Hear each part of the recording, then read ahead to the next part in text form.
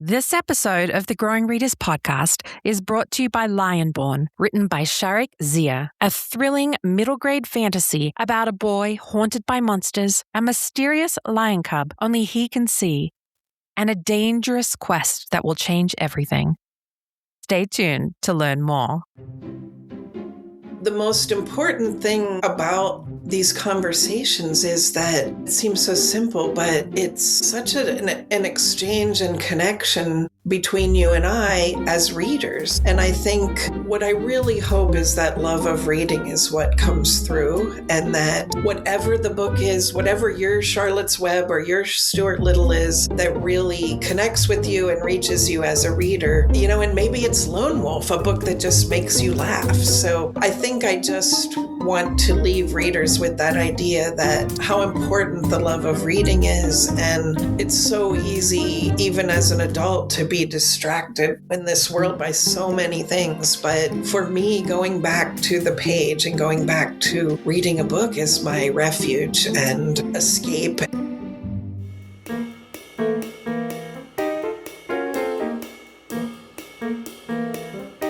Hey everyone, I'm Bianca Schulze, founder of the Children's Book Review, and this is the Growing Readers podcast. I'm thrilled to welcome a true giant in children's literature. Our guest today is Megan McDonald, the brilliant mind behind the beloved Judy Moody series, the Stink books, and the Sisters Club trilogy, with over 60 books for young readers to her name. Megan's journey to become an award-winning author began around a dinner table in Pittsburgh, where, as the youngest of 5 sisters, she struggled to get a word in edgewise. That experience of finding her voice, with the help of a copy of Harriet the Spy and a small spiral notebook from her mother, shaped not only her path as a writer, but also the creation of one of children's literature's most memorable characters. Judy Moody has captured the hearts of millions of readers worldwide with her moody, outspoken personality. The series has earned numerous accolades, including the first ever Beverly Cleary Children's Choice Award, and her little brother Stink has become such a fan favorite that he's earned his own wildly successful series. Today, we'll talk about Megan's creative process, what it's like to create characters who take on a life of their own, and how her childhood with 4 older sisters continues to fuel her bottomless well of story ideas. Whether you're a parent, educator, librarian, or simply a lover of great children's books, you won't want to miss this conversation. Before we welcome Megan McDonald to the show, here's the synopsis for one of her latest books, Bonnie and Clyde on the Lam. And later in the episode, we'll share the book synopsis for the second book in the Fairy Door Diaries, titled Eliza and the Hobgoblins. They couldn't be outlaws when they tried, but now they're being framed as fall guys? Judy Moody creator Megan McDonald and illustrator Scott Nash bring back the lovable pair for a comedy full of mischief, magic tricks, and misperceptions. Thornton's shiny new coin has vanished into thin air. Did someone steal it? All eyes fall on Bonnie and Clyde, 2 bad bunnies at the scene of the crime. But wait, they're not bad bunnies. For one thing, Clyde is a chipmunk. For another thing, every time they've tried to be bad, they somehow come out looking as good as gold. Now, when they really are INNOCENT, innocent, everyone decides they're guilty? In a tight spot like this, there is only one thing for a declared pair of outlaws to do. Run, says Bunny. Run, says Clyde. They're on the lam. Will the fugitives be able to outrun the possum posse and shake their bum rap? Buckle up for another wild and wicked ride with Bonnie and Clyde. Hi, Megan. Welcome to the Growing Readers podcast. Bianca, I'm so excited to be here. Thank you for having me. It's a pleasure because you're just such a gem for the children's lit community. And so to be able to chat with you today is going to be so great. Thank you. I have a question that I love to ask pretty much everybody that comes on the show. And that is, to be a writer, they say that you need to be a reader first. Was there a pivotal moment when you considered yourself a reader? Well, I'm very lucky to be a reader because I grew up in a house full of books, and my dad was an iron worker. He only had an 8th grade. He had to drop out of 8th grade to support his family. So he made up for lack of education by reading, and reading was just thought of as the penultimate thing. And I have 4 older sisters, so we were all readers, and we didn't have a local library at the time. So we had a bookmobile that came from, I grew up in Pittsburgh, Pennsylvania, and the Carnegie Library was the big, beautiful library. But the bookmobile would come. So this big green truck would come, and it would come to the shopping center, and my sisters and I would all load on and get armloads of books. And one summer, we decided we were going to try to read all the books on the bookmobile. And I didn't really realize until I grew up and became a librarian that, guess what? The bookmobile goes back to the library at night and they put more books on the truck. So we were never going to read all the children's books on the truck, but we certainly tried. My sisters were the ones who would recommend to me.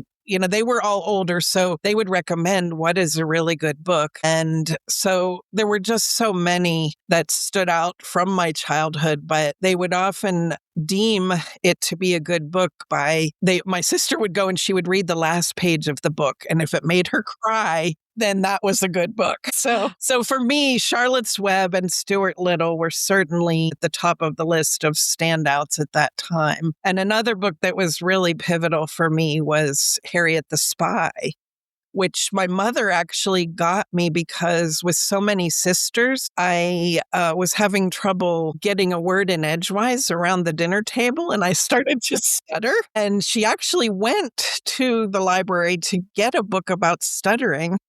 And the librarian sent her home with Harriet the Spy because Harriet always carried a notebook and recorded all of her thoughts and observations. So she gave me Harriet the Spy with the little notebook, and I still carry a little notebook to this day.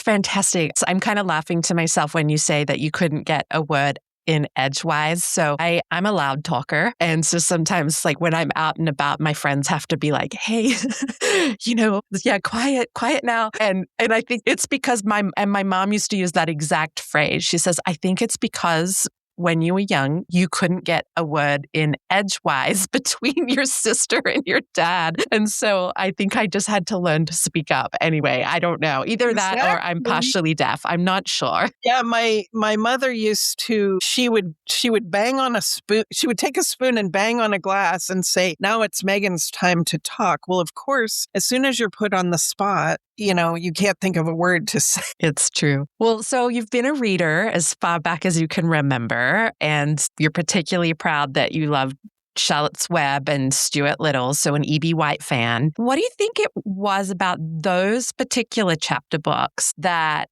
made you feel like an accomplished reader or like helped you to continue wanting to read? Well, it's interesting because I think we tend to sort of discount the shorter chapter books like Judy Moody in a way.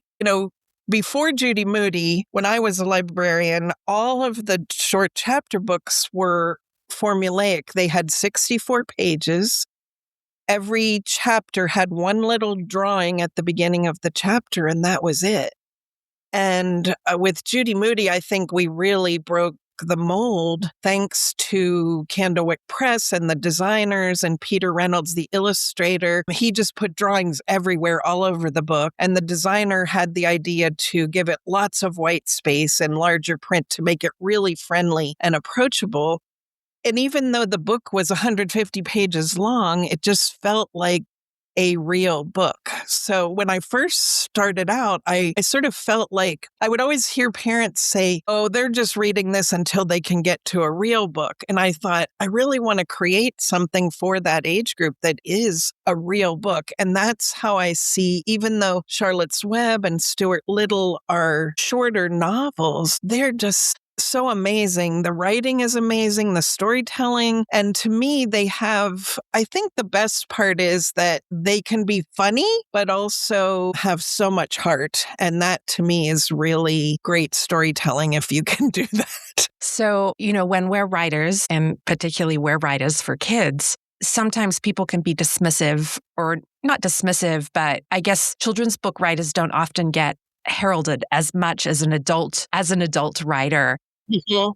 But I would say the magic and the special work is in writing for kids. What is it that drives you and guides you to create books for kids? Because you could write for adults, but you choose specifically to write for kids. And so what drives you and guides you to do that? Well, I think I've just always had a love of children's books. So even beyond being a child, when I became a children's librarian, I just saw the power of story at work all the time. As a librarian, when you get to connect the right book with the right reader, it is just magic. And I mean, it gives me goosebumps still just thinking about that, because of how much the librarians that I grew up with meant to me, because they could connect me with the right books. So I think I've just always had that love, but also I think children's books, they're so wonderful because they're unpretentious, and they are really, as you know, harder to write than you think, because it's a distillation, I think, and it still has heart and humor and wonderful language and beautiful sentences and all of the things that make good writing, but it's sort of pared down to the essence. And sometimes now I go to read so-called grown-up books, and it's like pages of description,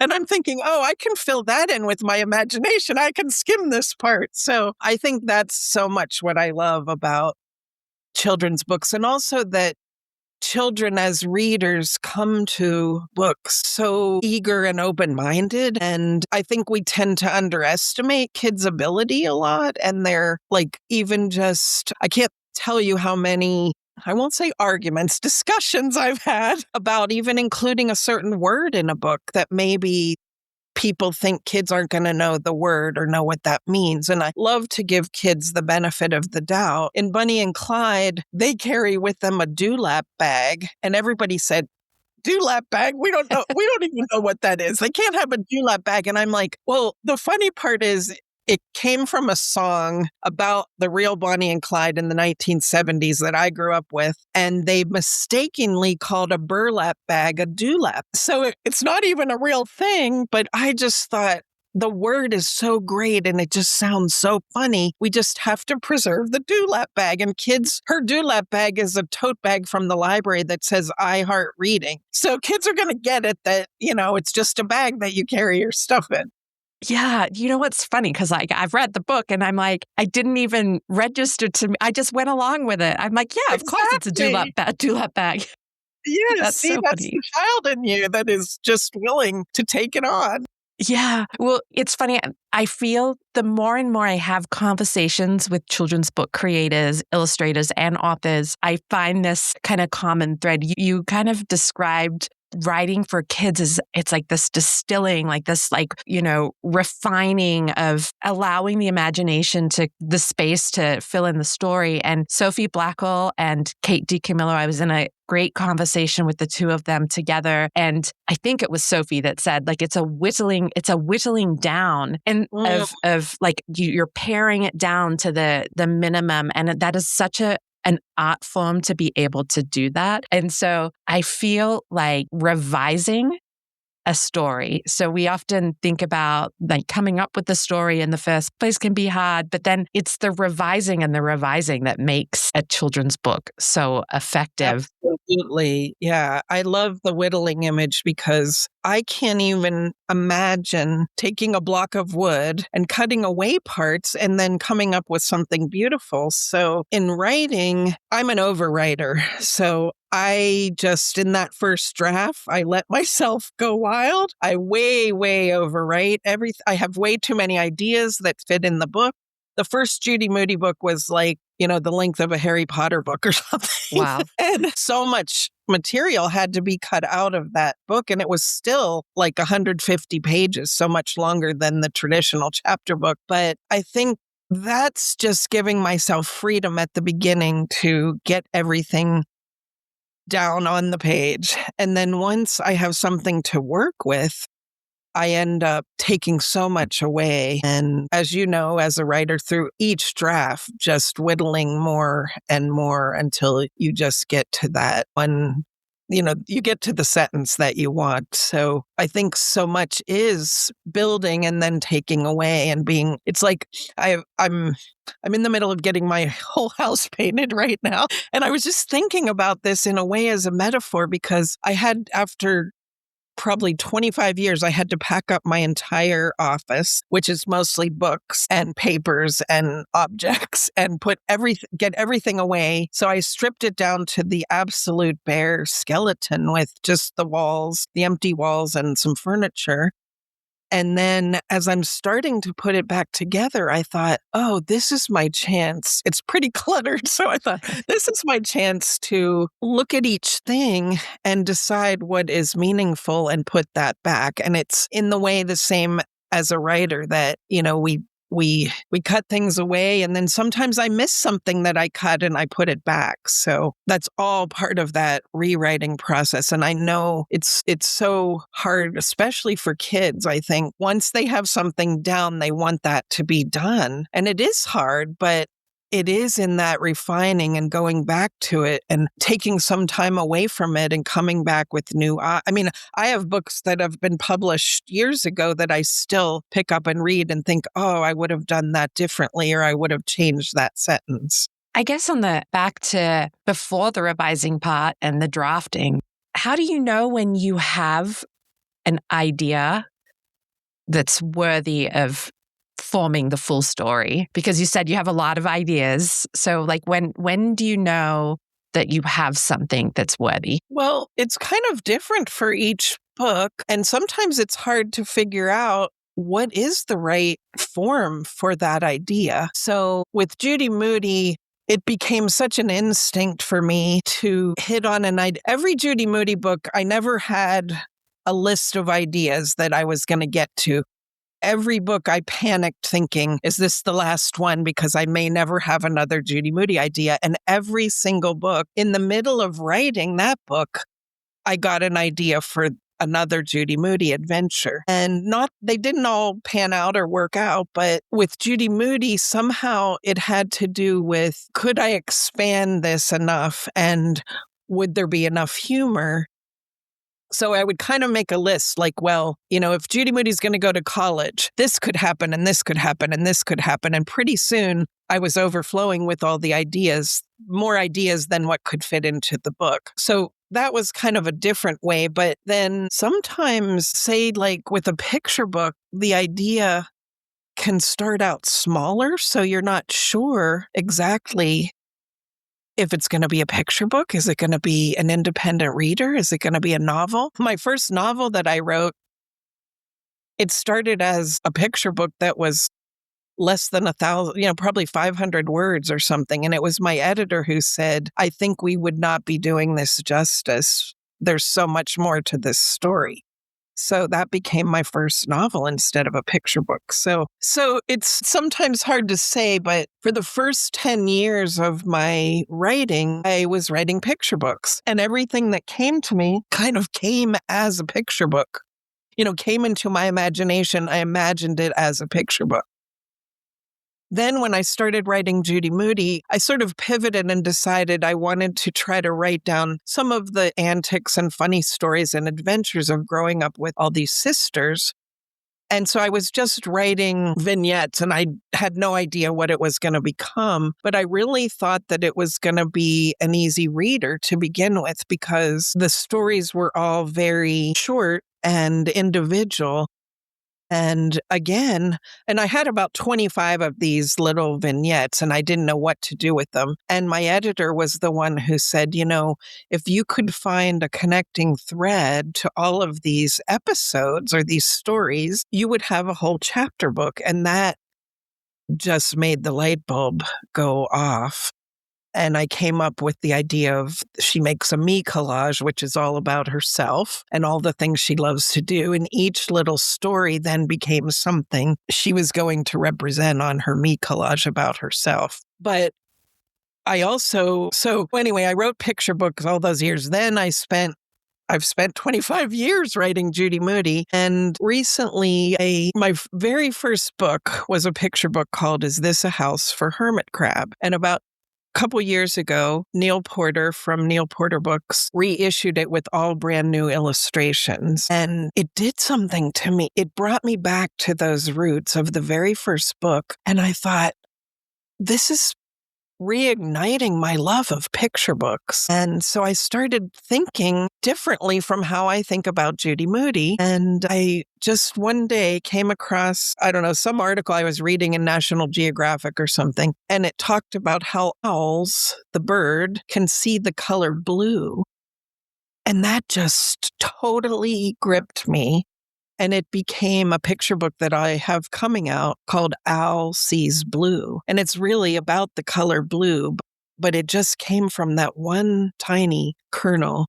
And that's an example of how I don't think I could expand that into a 150-page book. I wonder, do you feel like your approach to writing has changed at all since you first started writing Judy Moody to the new series that we're going to dig into in a minute? Has anything changed for you, or do you feel like it still feels like you approach each story quite similarly? After writing Judy Moody for so long, all of my that voice was so natural for me and so strong in me that it became really hard to break out of that.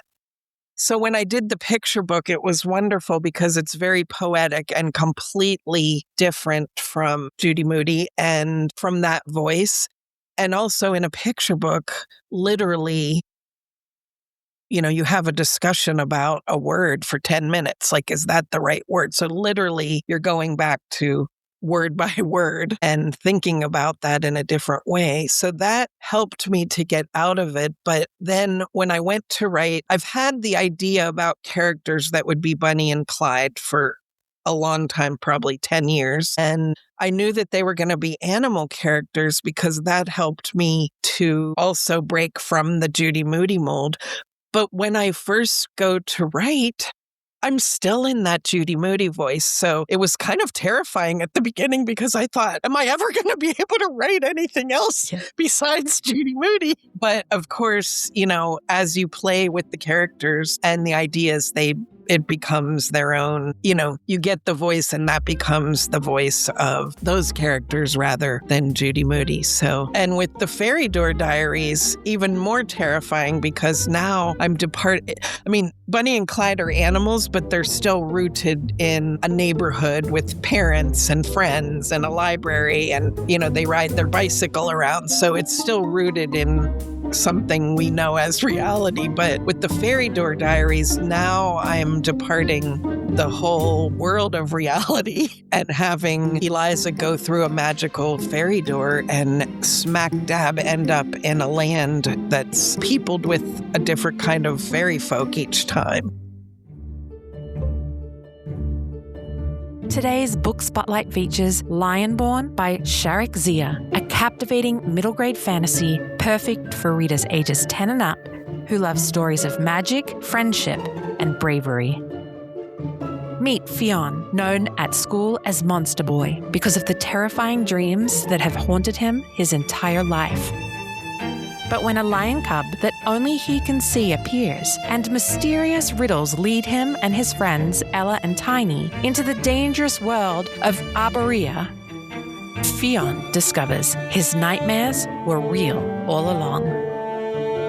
As the three friends navigate demonic landscapes, bewildering labyrinths, and enchanted forests where the monsters from Fionn's dreams are now hunting him, they'll discover hidden strengths and uncover secrets that will test their friendship and courage.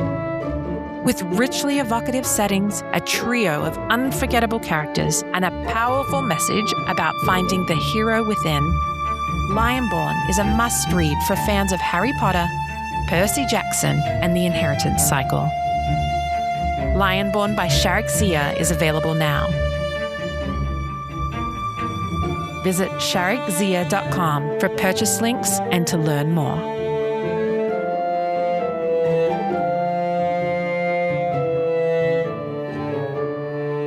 I love that you're going off into these different series and how playful they are. There is always kind of a common thread amongst all of the stories is that there's always that inner rascal in characters. They're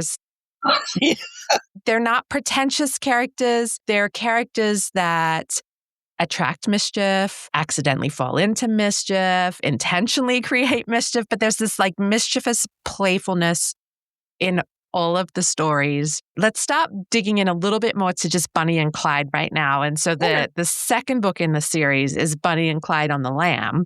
So for any listeners that, I think pretty much everybody listening to this story episode is probably familiar with Judy Moody, but they may not have met Bonnie and Clyde yet. So why don't you share a little bit about Bonnie and Clyde and the kind of trouble that they're getting up to in this latest book? Well, I love your description of the inner rascal because that captures it just so perfectly. And I think growing up, my dad was a prankster and a trickster and always playing jokes on us and that kind of thing. So I grew up in that kind of atmosphere. And with Bonnie and Clyde, I had their names for a long time. And as I said, growing up in the 70s, Bonnie and Clyde were, considered these outlaws that everybody was sort of fascinated with. But of course, they robbed banks. I mean, they weren't great people, right? So I thought, well, I started playing with the idea of being bad because I wanted to sort of pull in something bad. But I thought, kids love thinking about being bad or characters who can be bad. But I thought, maybe a twist on this where they're not going to really do something that would be wrong or hurtful would be they've always been good. They are just such good nicks and they do, they return their library books on time and they compost their apple cores and, all of those things. And suddenly they start to wonder, what would it be like to be bad? And so they decide they want to be bad, but they don't even know how to begin. So where would you go to learn about being bad? Of course, they go to the library because that's where you learn things and find out information, right? So they go in the library and they ask the librarian, do you have any bad books here? And she, of course, says, well, I like to think that we have good books in the library. So anyway, they find some books like Bad Kitty and Two Bad Mice and things like that. And they learn a little bit about being bad. And so now they have some ideas, but they need experience. And they go out into their neighborhood that's peopled with other backyard animals. And they try to do something bad, but no matter what they do, it keeps turning out good. So they just can't seem to be bad. And I just found that idea so compelling and funny. And, they toilet papered the neighbor's rose bushes, but it ends up protecting them from the frost. So the neighbor thanks them for doing this good thing. That's an example. And I really didn't know how the book was going to play, but the first time I read Bonnie and Clyde to a classroom of third graders, I was invited for like a read aloud day. And the teacher warned me that I was going on like 5 minutes before the bell rang. And so I read the first chapter and I am not kidding. The kids laughed harder than I have ever heard in any Judy Moody book, reading them aloud. And they were screaming out, they're good, they're bad, they're good. And so I immediately saw that kids got it. They got what's bad, what's good, and the playing with that. And they were really championing, and the bell rang, and the kids, for the first time in my life, the kids did not want to leave. Even though school was over, they're like, keep reading that book. That's fantastic. Yeah. So that was a real sign to me that I was onto something with these characters. I think it's fun. It's sort of like books where kids are safely scared. They're a little bit scary, but they're not going to give you nightmares. So it's like a little bit of wading into territory where you get to be bad, but it's not really bad. Yeah, exactly. And you see the natural consequences and things like that. I like I'm glad you brought up the toilet papering of the rose bush, because I was like, well, that is bad. And then the way that it turned out to be great, because the frost came in and it actually saved the roses on the bush. As somebody who has rose bushes and I live in Colorado, I was like, that's genius. I mean, it's funny. So there's a great chapter where Bonnie and Clyde hide out in an abandoned amusement park. So tell us a little bit about that scene and how fun it was to write. And then you have to talk about this super cool illustration of the Hall of Mirrors at the amusement park, because that illustration this is an early reader chapter book genre, and it's got these little bits of art in it. And that Hall of Mirrors illustration is so cool. Well, that's my favorite part of that book. And I think the whole book kind of came about because of that, because I was reading about the real Bonnie and Clyde. And I realized, they're bank robbers, but they spend a lot of time not robbing banks, just hiding out. And I was reading actually about all different outlaws, and I could not believe some of the, they hide out in a floral shop, a flower shop, or, all of these crazy places. And I read that the real Bonnie and Clyde spent a lot of time hiding out in this abandoned amusement park. And I am already kind of obsessed with amusement parks that are abandoned, because the one near where I grew up had, the old wooden roller coaster and the teacup ride. And then one day the place shut down because bigger, fancier amusement parks came into being. And I remember going and walking around there, and it's like time stopped, because, you would still see the giant teacups that were part of the ride, or the clown's face that you throw the beanbag through his nose or something. And I just became fascinated with that. And there's a whole scene in the Judy Moody movie where Judy goes to, I call it the unzone, because the letter F of fun zone fell off, and there's a whole abandoned amusement park. So I wanted to revisit that because it came from Bonnie and Clyde, and I thought they have to be on the run. They're accused of doing something because of, in the first book, having had a little reputation that they might be bad. And so they're falsely accused. And in this one, their friend Hamilton is a possum, and possums have 50 teeth, and Hamilton loses a tooth. And Bonnie and Clyde are the ones who tell Hamilton about, if you put the tooth under your pillow, you're going to get a coin. And sure enough, he does that, and he gets a shiny coin. Well, then the shiny coin goes missing, and all of the friends in the neighborhood are sure that it has to be Bonnie and Clyde. So they're on the run because they're innocent, but their community doesn't think they are. And they go hide out in this abandoned amusement park. So they first hide inside, the teacups of the teacup ride. And then I thought, I've got to have them wander into an old hall of mirrors. And of course, I'm not an illustrator, so I wasn't even at the time thinking about how incredibly difficult this is going to be. So I write this whole scene about how the friends come in and are sure Bonnie and Clyde are in there and are chasing them. And Bonnie and Clyde are scaring them off by going into the mirror, going into these crazy mirrors that distort you and make you look 100 times bigger than you are, or suddenly there are 1,000 of Clyde instead of just one Clyde. And so it's so off-putting that it scares the friends away, and they're able to escape and come up through a manhole in the street and get away. And I just had so much fun with that scene. But then, of course, it went to Scott Nash. I had been wanting to work with Scott for a million years. And I was so thrilled when he agreed to take on Bonnie and Clyde. But in that second book, I thought, he's not going to like me so much anymore when he reads this scene. And when he first read it, he's like stumped. Like, how am I going to do this? But he said he just made a million sketches, and it's so brilliant what he does to kind of distort. Bunny's sort of tall, so he can distort her and make her look like she's, 15 feet tall. And Clyde has those cheeks that chipmunks can put all the acorns or nuts into. And so he kind of makes it to where Clyde, looks really wide, but there are hundreds of him at once. And it's just genius. He's so, just with lines and pen and ink, he's so just expert at catching the slightest little expression. Yeah. Yeah, so that is my favorite part of the book, and I think kids are going to really enjoy seeing those, all the drawings of the Hall of Mirrors.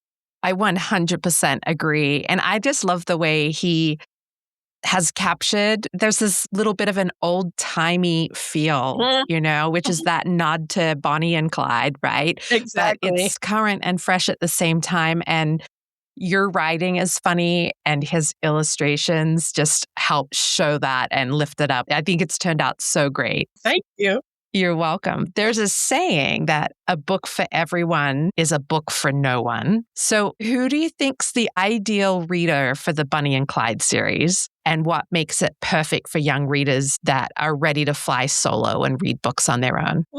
That's a good question. I mean, I was kind of surprised. I thought maybe it would skew a little bit younger than third grade because I think when kids are 5 years old, they are really into rules and what's good and what's bad. And, so I sort of thought that was more of the sweet spot, but somehow without consciously or intentionally trying, my books have humor that is also above kids' heads. Like in Judy Moody, parents would often tell me like they get the joke when the kids don't and they have to explain it. And what's funny to the kids is different than what's funny to the adults.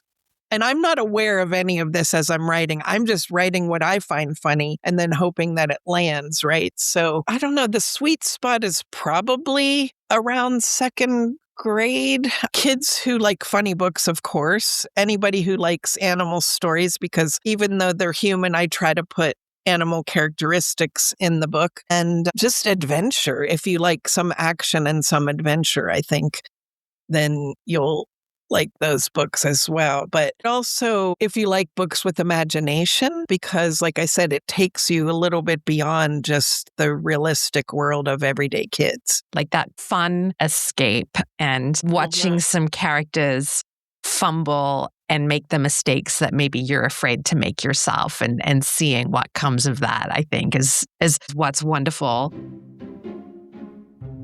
Now we're going to take a quick moment to share the book synopsis for Fairy Door Diaries, Eliza and the Hobgoblins.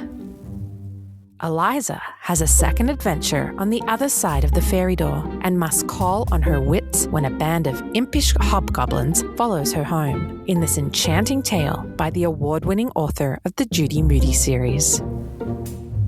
What's that? Eliza hears faint music coming from behind the teeny tiny fairy door she created low on the wall. So she presses her ear to the door and, swoosh, is whisked into the red, rocky land of hobgoblins, leaving behind the heaps of toys and books that were strewn around her room, along with her mother's orders to clean them up. Luckily, Eliza discovers that the pointy-hatted hobs love to play, love a mess, and can grant wishes. But when she wishes that Hobby, Nobby, and Tobby would help her with her room, she learns that what hobgoblins actually love is playing tricks. And as they burst into her space, it's clear that she's fallen for their trickery. Can she outrun their mischief before they decorate all of her walls with crayon and turn her ceiling fan into a hobgoblin merry-go-round? Just maybe. But only if she can come up with a few tricks of her own. Megan McDonald's follow-up to Eliza and the Flower Fairies, illustrated in glowing full color by Lenny Wen, is sure to be happily devoured by every child who fervently believes in fairies and other magical folk.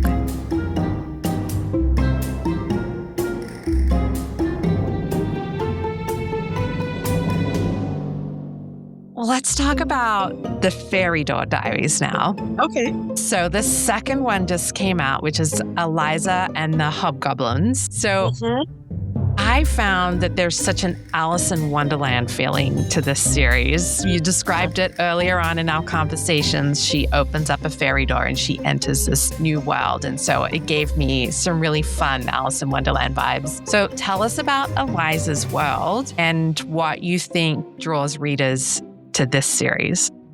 Well, it's interesting because I never thought I would write a book about fairies, first of all. And I thought the world has many fairy books, but I was in a bookstore just browsing myself. And this is just one of those gems that you can't even believe that you get to overhear. But a dad was buying some books for his daughter who was around probably second or third grade. And she wanted just any books with fairies. It didn't matter if they were good. It didn't, they just had to have fairies.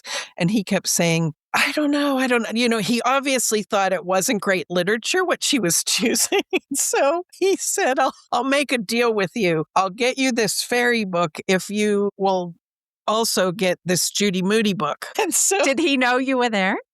no, not at all. So I couldn't believe, my jaw just dropped. And it got me thinking about there are a lot of fairy books, but really a lot of what they have to promote themselves is that there's a fairy on the cover. And I thought I'd really like to do some fairy books that actually have really good storytelling and have the folklore of fairies as their background.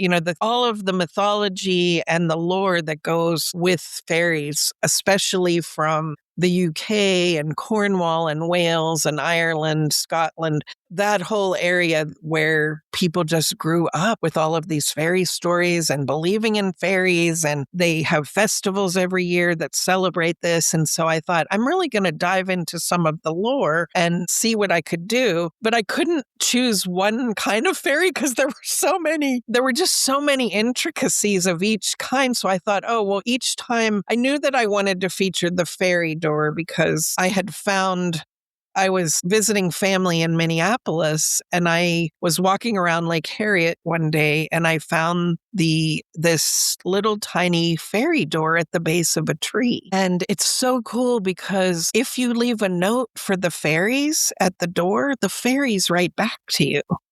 And so I became fascinated with this little fairy door. And then I would go other places and I would find these fairy doors in other places. And so I knew that the door was the portal and she comes home from school, takes off her school uniform, puts on her play clothes and crawls into the land of Understair, which is, beneath the staircase, and has this little fairy door at the baseboard there. So I thought, each time she goes through, she could end up in a different magical world with different kinds of fairies. So, and again, this probably goes back, I would say, more than 10 years ago that I first had the idea. And as I described being an overwriter, so the very first book I wrote about the fairies was really, really long. And that book actually still exists. And someday we'll probably bring it out as sort of like the origin story because it tells you so much more description. But after a lot of discussion, we decided that we wanted to keep this rooted in the audience who really love fairy folk. So I had another idea, and that became the first, where Eliza of the Elves goes into a magical land with flower fairies. And then I thought, okay, so I've had the traditional sort of flower fairies, but now I want to do something totally different. And so I thought the hobgoblins, which are kind of like tiny little elves, but hobgoblins are very mischievous, as we were talking about, and rascally. So I thought this could be very fun because she goes through the door and she enters into their land, and it's very different from all of the colors of the flower fairies that are just beautiful. This is more like a red, rocky landscape. And I saw all these photos they kind of look like little mud houses with little holes that look like windows and doors, and they call them fairy chimneys. And so I thought, this will kind of be their land, this more red, rocky, dry landscape. And sometimes when Eliza goes through the door, she doesn't see any fairy folk at the beginning because often you have to do something to be able to see the fairies. So in the first book, she's given a bracelet that's woven out of the herb thyme, and she has to wear the bracelet of time to be able to see them. So in the hobgoblins, the lore said that to see a hobgoblin, one of the ways you can see them is you look through a lucky stone, and a lucky stone is just a rock that has a hole that goes all the way through. So she's able to see the hobgoblins and she enters their world. But for the first time, they follow her back through the door, and because they're mischievous, they get into her world. And they go into her room and they say they're going to tidy up, but they start just making a complete mess and wreaking all kinds of havoc. And she's trying to get some kind of control. And then they hear footsteps on the stairs, and it's her mother coming. And if a parent sees a hobgoblin, they disappear. And she doesn't want them to disappear forever. So she has to try to get them to hide from her mother so they won't be seen. When you're describing it, I was sitting here wishing that everybody, sometimes I love the podcast platform, but sometimes I'm like, I want everybody to see the visuals. And I find like the color illustrations in these fairy books are just so beautiful. And just, I think it's such an enchanting world that you've created. And then you combine that art and it's so inviting. But maybe because it is that listening platform, I want to just share some of your really stunning descriptions because I think your writing is so fun and it's so playful, but you also create really stunning visuals. And I think that really probably allowed the illustrations to be so colorful and bright. So, I mean, here's some of your descriptions, like the yellow world with its tangerine sun and lemon pudding sky. I mean, like, that's just, it's delicious, right? I mean, you see the colors even without the artwork, but I wanted to share those kind of descriptions so people can maybe visualize too when they're looking at the pages, how colorful they are. So just talk to me a little bit about just language that you choose to use. And does that come from the revising part when you come up with these beautiful yellow world, tangerine sun and lemon pudding sky? Or do these sometimes just pour out of you in the draft? I wish. No, it definitely comes, I think, in the revising when I go back and I want something more specific than just a bright sky and a, yellow sun or orange sun. And I like to try to play with tying it into what the book is about. So if the book is flower fairies, then there might be more imagery that connects with that. And for example, like in the first book, there's some fairies that have gone over to the dark side, and Eliza has to try to rescue her flower fairy friend Poppy from this. So she goes to talk to, I wanted to have like a friendly, benign witch that she could go talk to learn who could do a spell and help her out with saving her friend. And so I named her Witch Hazel because witch hazel is actually, an actual herb and everything, but it sounded so much fun to me to think of her as Witch Hazel. And then the ones who are on the dark side are named things like Belladonna after the nightshade plants. And then Witch Hazel all of a sudden became, I don't know if listeners will be familiar with the old black and white show Bewitched. I loved that show. I was so obsessed with Bewitched growing up. And my best friend Judy and I, there were 2 episodes of Bewitched back to back. So we would watch the first episode, and then the second episode, we would turn off the sound and try to say all the lines. And anyway, my favorite character in Bewitched is Aunt Clara. And Aunt Clara is this bumbling old aunt of Samantha's. And she's always sort of stuttery and doddery, and she always gets her spells wrong. So when Eliza goes to Witch Hazel, it's the same thing. She's sort of like this old doddery witch, and she really means well, but she gets the spells all wrong and backwards. And it was so much fun to make up, those spells and everything. If I distilled your answer, it would be that you just play. You continue playing and it's a theme that's coming from the story that's speaking to you and you just continue playing until it feels right. Is that a fair summary? Yeah, that's a great summary. Much better than I did. No, you went into the trenches and described it. And I love that.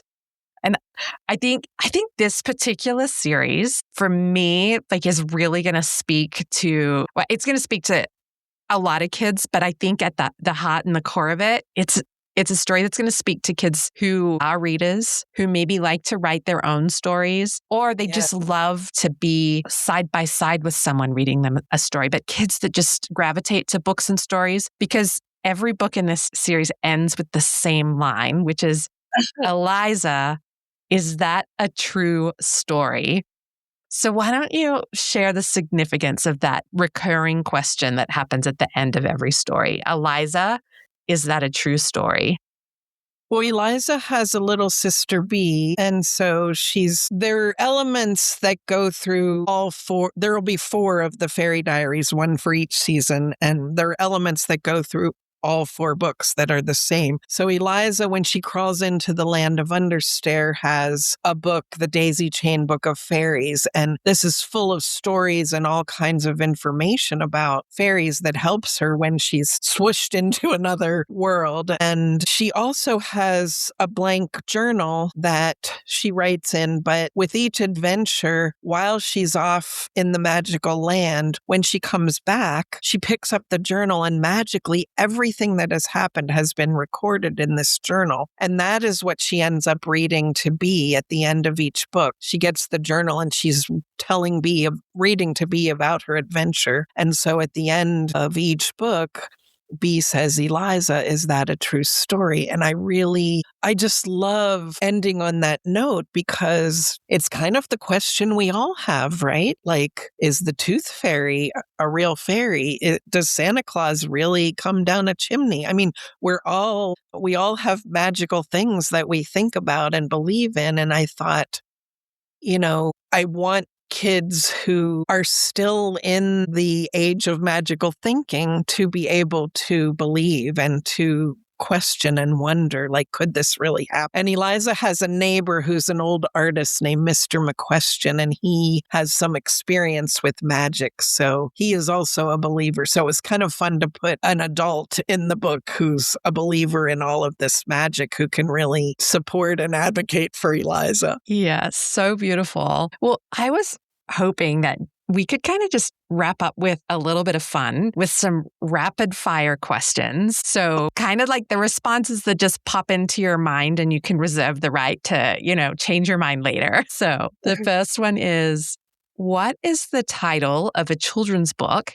that you wish you had written? Okay, I will just say it. Lone Wolf.